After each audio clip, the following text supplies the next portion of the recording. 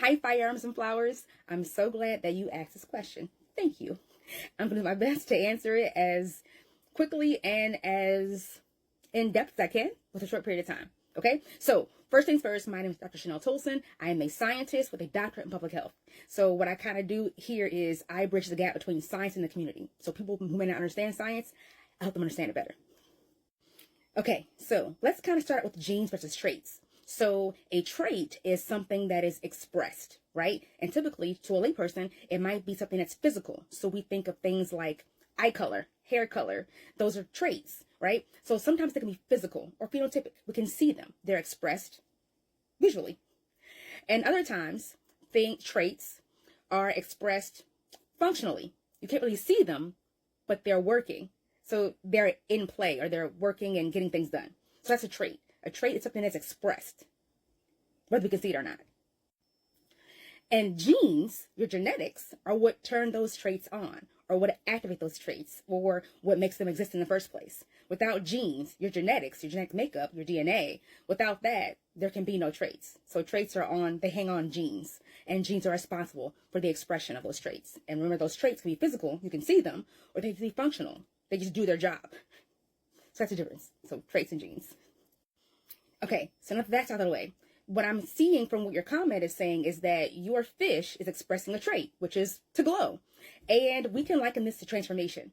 Now, sometimes when we want to express something, we don't have to necessarily insert a gene into genetics to do that. Sometimes. It could be as simple as the example that I gave in my last video, where I talked about if you have a cockapoo or a labradoodle, could be simply just taking two breeds of animals that you want to express the character traits for physically and mating them. And then the puppies will express a combination of those traits.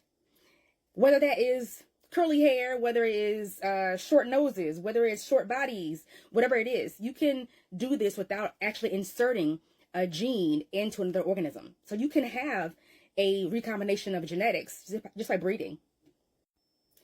And then in this case, you can actually insert a gene from one animal that's expressing something into another to make that animal now express it, right? In your case, you're saying it's a fish. So your fish is expressing the trait of glowing.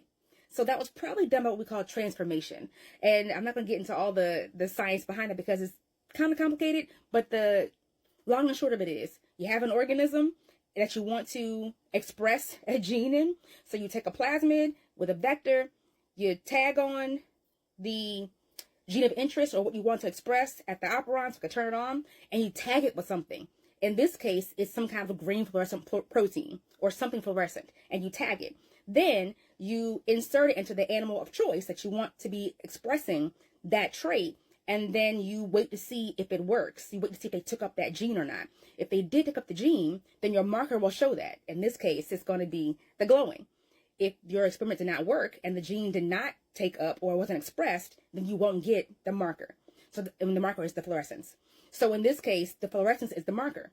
And in your fish now has the ability to glow. I hope that was helpful. If it wasn't, leave me a comment. I'll try another way to explain it to you. But I hope that was helpful. So, transformation and GMO. Okay, so the bit was like 3.5 minutes. I did it really fast. I know I speak really fast, but I was trying to get it so I can hold your attention and you wouldn't leave the page. So I hope that worked. Yeah. Okay, bye!